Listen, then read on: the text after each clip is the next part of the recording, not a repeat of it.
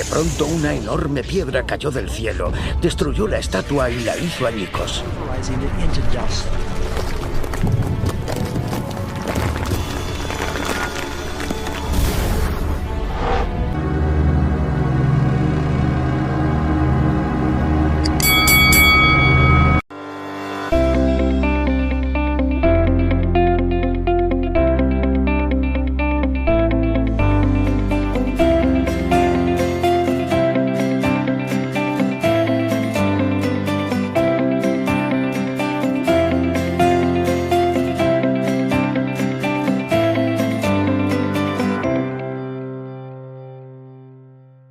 Hola amigos, bienvenidos a La Biblia Dice. Estamos en la segunda serie de este programa donde vamos a estudiar temas importantes para el tiempo en que estamos. Hoy vamos a comenzar con esta serie estudiando acerca de el juicio a Dios. Así como has escuchado, el juicio a Dios. Para comenzar, yo quiero explicarte lo que es el juicio. Un juicio es una discusión judicial entre dos partes que involucra un conflicto o una controversia de interés mediante la sustentación de derechos, intereses, argumentos contradictorios o contrapuestos a lo defendido por la parte contraria o la parte perjudicada o la parte acusada. ¿Sabes que cuando Satanás se rebeló en el cielo, calumnió acerca del carácter de Dios? Diciendo de que Dios es tirano, es cruel, esclavizando a seres inteligentes, celestiales, a guardar una ley imposible de obedecer. Y de esta forma, él proponía un gobierno, según él, excelente, con una mejor ley y con libertad. Colocando el carácter de Dios y su honor en juego y en tela de juicio sobre todo el universo. Pietro Metastasio, él fue un escritor y poeta italiano. Es considerado uno de los más importantes libretistas de ópera del siglo XVIII. Mira lo que dijo él acerca de la justicia y la piedad. Él dijo: la justicia sin piedad se torna crueldad, y la piedad sin justicia es debilidad. Mira, en otras palabras, la justicia sin misericordia es tiranía. Y la misericordia sin justicia es libertinaje, es un relajo, como dicen en mi país. Por lo tanto, es necesario un proceso para vindicar el carácter y el honor de Dios. Y ese proceso, la Biblia lo llama el juicio. De esta forma, entonces, podemos ver que el primer objetivo del juicio es demostrar la naturaleza de la rebelión y así vindicar el carácter de Dios, mostrando de que Dios tiene razón, que tanto el hombre como los ángeles pueden guardar una ley en libertad y en amor. Y el segundo objetivo del juicio es no solamente el perdón, sino la salvación y la restauración del hombre a la imagen de Dios. Podemos decir que el plan de redención sin el juicio estaría incompleto. Para comenzar, vamos a ver qué aspiraba Satanás en el cielo. Bueno, Satanás aspiraba eliminar el gobierno de Dios, Vamos a buscar Isaías. Mira lo que dice Isaías capítulo 14 acerca de Satanás. Isaías capítulo 14 versículo 12-14 dice: ¿Cómo caíste del cielo, oh lucero, hijo de la mañana? Cortado fuiste por tierra, tú que debilitabas a las naciones, tú que decías en tu corazón: subiré al cielo, en lo alto, junto a las estrellas de Dios, levantaré mi trono. ¿Te estás dando cuenta? Dice, levantaré mi trono. Y estrellas en la Biblia representan ángeles. Tú puedes buscar en Apocalipsis 1:20. Dice que la estrella son ángeles. Y en el monte del testimonio me sentaré a los lados del norte, sobre las alturas de las nubes subiré y seré semejante al Altísimo. Puedes ver aquí que Satanás quería colocar su trono y colocarse sobre todas las potestades, sobre todos los ángeles, y recibir adoración, porque él dice que sería semejante al Altísimo. No está hablando de su carácter, está hablando como gobernador del universo. ¿Qué significa levantar un trono? Levantar un trono es un gobierno, y todo gobierno tiene ley. Mira lo que dice Salmo 103, 19, 20. Salmo 103, 19, 20 dice: Jehová estableció en los cielos su trono y su reino domina sobre todos. Bendecid a Jehová, vosotros sus ángeles, poderosos en fortaleza, que ejecutáis su palabra, obedeciendo a la voz de su precepto. En otras versiones tú vas a ver que dice a su mandato. ¿Ves? Dice que Dios colocó su trono sobre todos y que se ejecuta sus preceptos, o sea, sus mandamientos. Podemos decir que Satanás buscaba establecer su gobierno, eliminando el gobierno de Dios y estableciendo su propia ley. Ahora nos preguntamos, ¿por qué Satanás no podía establecer ningún trono en el cielo? Bueno, mira, hay varias razones. La primera razón es porque Satanás es un ser creado. Y como ser creado tiene un inicio. Mientras que Jehová es el creador de todas las cosas y es eterno. ¿Sí? Ahora, para ver esto vamos a buscar. Mira lo que dice Ezequiel 28. Mira lo que dice Ezequiel 28, 14, 15. Tú, querubín grande, protector, yo te puse en el santo monte de Dios, allí estuviste, en medio de las piedras de fuego te paseabas, perfecto eras en todos tus caminos, desde el día que fuiste creado, hasta que se halló en ti maldad. Mira lo que dice, desde el día en que fuiste creado, es un ser creado. Y en Apocalipsis, los capítulos 4 y 5, dice que los ángeles y los seres celestiales adoran a Dios porque Él es el único creador y el que vive por los siglos de los siglos. O sea, es eterno. La segunda razón, o para poder entender la segunda razón, tenemos que preguntarnos cuál es el fundamento, cuál sería el fundamento del gobierno de Satanás. Pero para responder a esa pregunta, tenemos que ver primero cuál es el fundamento del gobierno de Dios. Y te vas a dar cuenta que se va a entender. Vamos a buscar Salmo 89, 14. Ahí vamos a ver cuál es el fundamento del gobierno de Dios o del trono de Dios. Dice, Salmo 89, 14, justicia y juicio son el cimiento o el fundamento de su trono. Está hablando de Jehová, de su trono. Misericordia y verdad van delante de su rostro. Dice, ¿cuál es el fundamento, los cimientos del trono de Jehová? Bueno, allí dice, ¿verdad?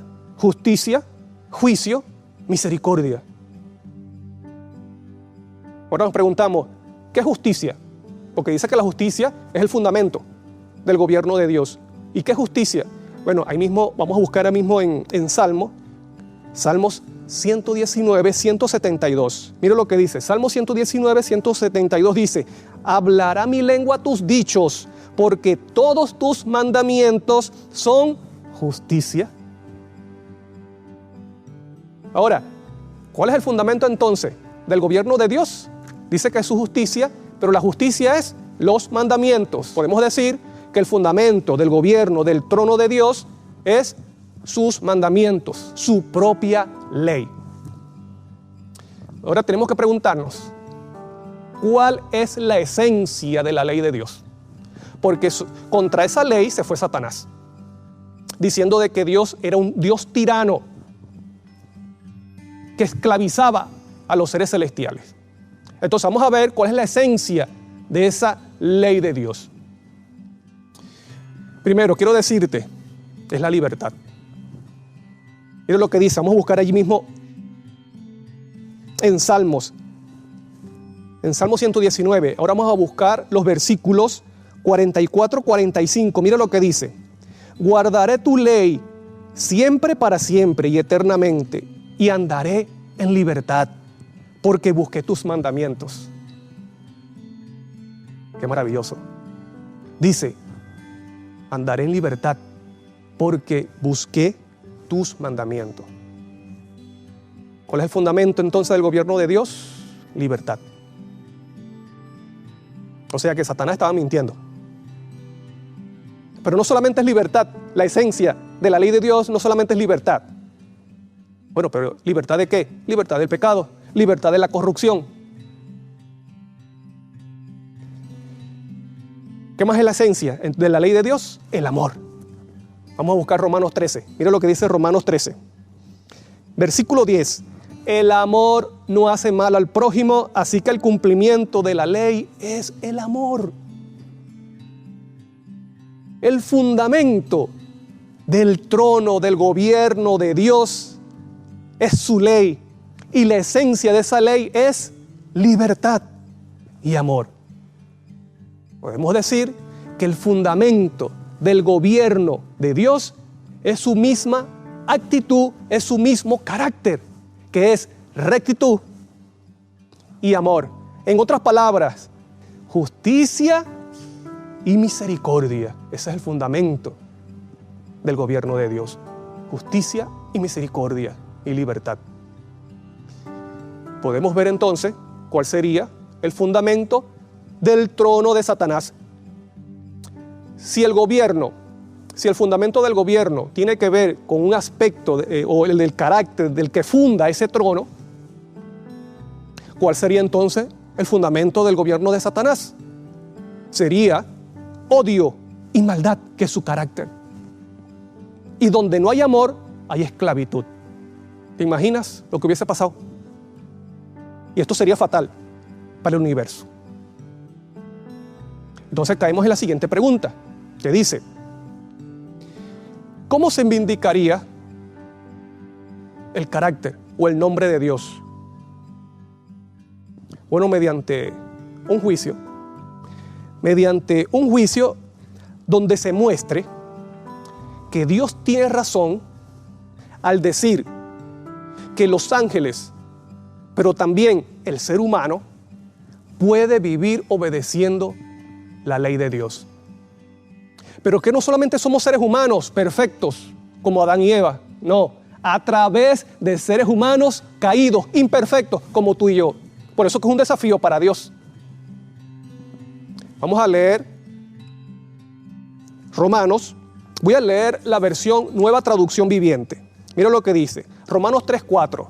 La palabra de Dios dice, Nueva Traducción Viviente dice, por supuesto que no. Aun cuando todos los demás sean mentirosos, ¿quiénes caen ahí? Satanás y las personas que no creen. Aun cuando todos los demás sean mentirosos, Dios es veraz. Como dicen las Escrituras acerca de Él, quedará demostrado que tienes razón en lo que dices y ganarás tu caso en los tribunales.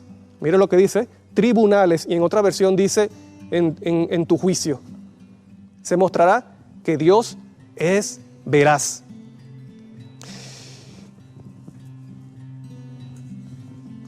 La siguiente pregunta es importante, porque si Dios tiene que pasar por un juicio para mostrar que Él tiene razón, entonces, ¿cómo demostró Dios que es justo y misericordioso a la vez?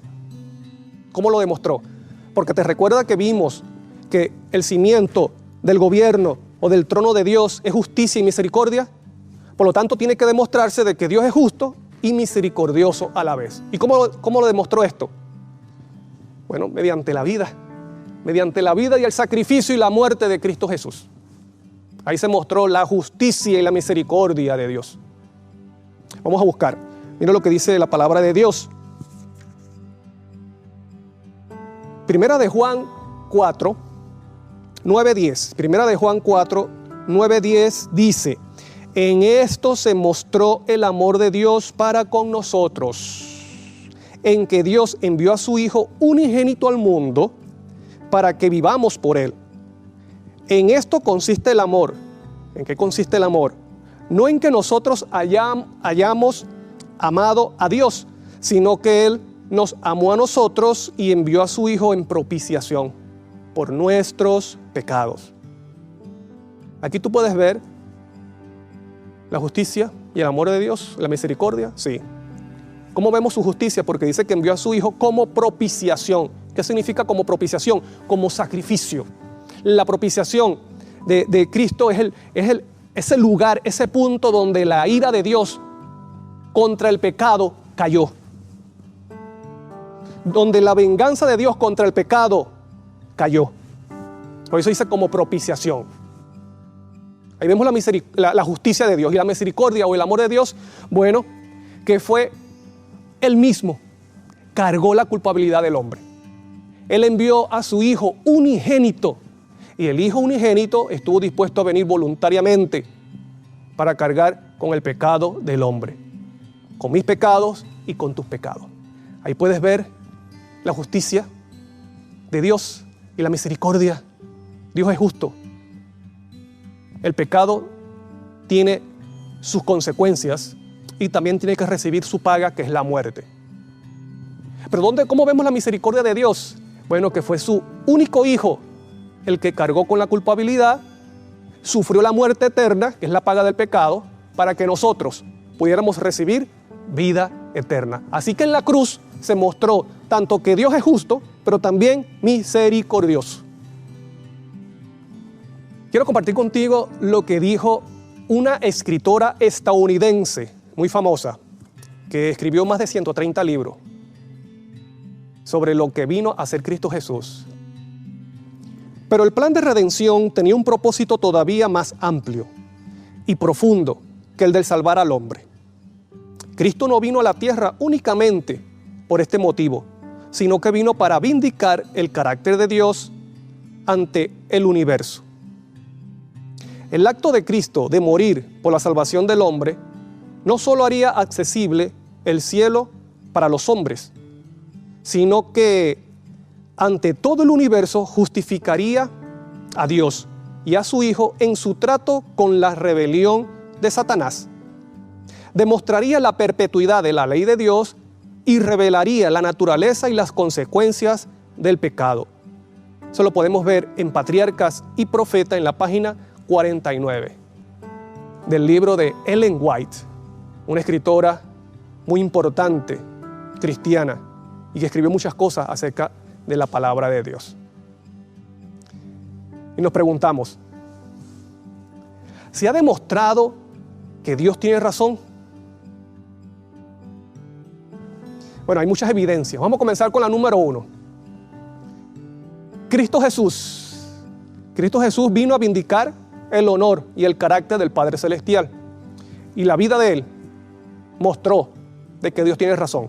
Vamos a buscar primera de Pedro. Vamos a buscar la primera carta de Pedro. 2:22 dice, el cual, hablando de Cristo, hablando acerca de Cristo Jesús, dice, el cual no hizo pecado. Mira lo que dice, no hizo pecado o no cometió pecado, es lo mismo, ni se halló engaño en su boca. Puedes ver la vida impecable, santa de Cristo Jesús. Dice, no se halló o no cometió pecado. Y también dice que no se halló engaño en su boca, o sea, ni la mentira se halló en su boca, que muchas veces es considerada como algo insignificante. Pero Cristo Jesús vivió y mostró que Dios tiene razón de que el hombre puede vivir obediente a Dios. Tú puedes decir, claro que Cristo pudo porque Él es Hijo de Dios. Pero te voy a mostrar otra evidencia. En la Biblia hay muchas. Te voy a mostrar otra. Vamos a buscar Hebreos 11:5. Mira lo que dice Hebreos 11:5. Acerca de Enoc. Mira lo que dice. Por la fe, Enoc fue traspuesto para no ver muerte. Traspuesto quiere decir llevado. Dice, por la fe Enoc fue traspuesto para no ver muerte y no fue hallado porque lo traspuso Dios. Y antes que fuese traspuesto, tuvo testimonio de haber agradado a Dios. Enoc, dice en Génesis, caminó con Dios. Y vivió una vida tan obediente, querido amigo, que ya su vida mostraba que estaba en condiciones para vivir en el ambiente celestial. Y Dios, bueno, como regalo, se lo llevó al cielo. Ahora, ¿tú sabes cuántos años vivió Enoc? Enoc no vivió 40 años. Enoc no vivió 60, 80, 120 años. Enoc vivió 365 años.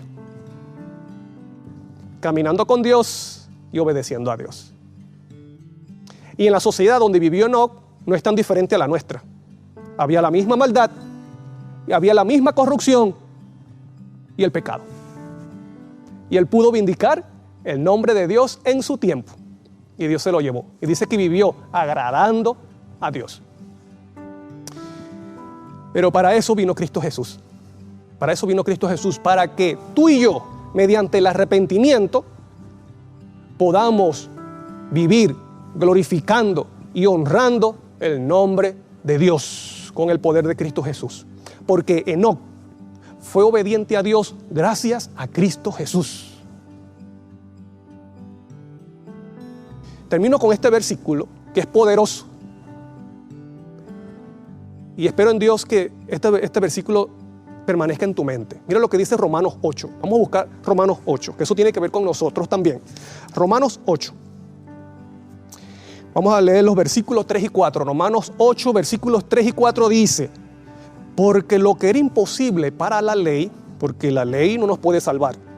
La ley nos señala nuestros pecados. Dice, porque lo que era imposible para la ley, por cuanto era débil por la carne, o sea, somos débiles para obedecer la ley, Dios, enviando a su Hijo en semejanza de carne de pecado y a causa del pecado, condenó al pecado en la carne, venció el pecado en la carne, para que la justicia de la ley, te recuerda la justicia, los mandamientos, libertad, para poder vivir en libertad del pecado y para que podamos ser obedientes a esa ley. ¿Y cuál es la esencia de la ley? Amor, amor a Dios y amor al prójimo. Entonces dice, ¿para qué vino Cristo?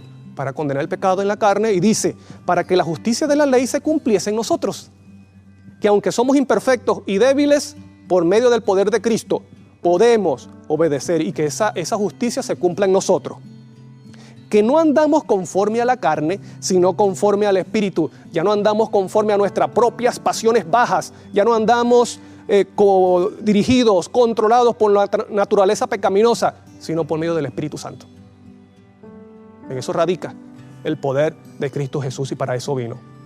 Así que el Espíritu Santo está dispuesto a que Él pueda morar en nosotros y llevarnos a ser obedientes a esos mandamientos de Dios, los cuales ¿qué? Libertad y amor. Ahora, sabiendo que Dios está en un juicio y que ese juicio nos involucra a todos, y que la intención es mostrar de que Dios tiene razón y que Dios es veraz, y de que Cristo vino y mostró de que el hombre puede vivir en obediencia a la ley y que Él ofrece su poder para que nosotros, aunque caídos e imperfectos, también vivamos en obediencia. ¿Qué debes hacer? Ahora, conociendo esto, ¿qué debes hacer? Porque quiero decirte, tú no estás fuera de este juicio. Estamos involucrados en este juicio. ¿Qué debes hacer? Bueno, primero, mira, aceptar la invitación de Dios de ser testigo en el juicio y demostrar de que Dios tiene razón. Aceptar la invitación de Dios.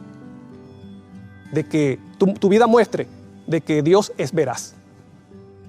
Y segundo, bueno, creer que en Cristo hay poder para hacerte una persona obediente. Eso es lo que tenemos que hacer.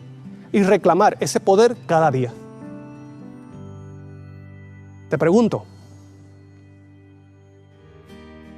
Antes de preguntar, quiero decirte, mira, la verdad triunfará sobre la mentira.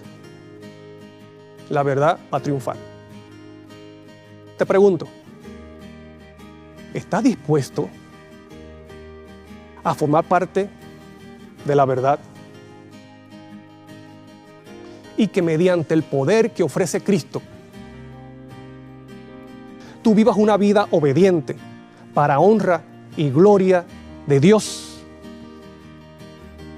Espero en el nombre de Cristo que este sea tu decisión y tu deseo.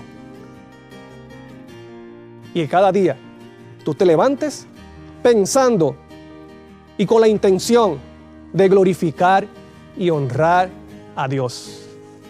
Y de echar a un lado los argumentos mentirosos de Satanás. Podemos vivir obedientes. Que el Señor te bendiga grandemente.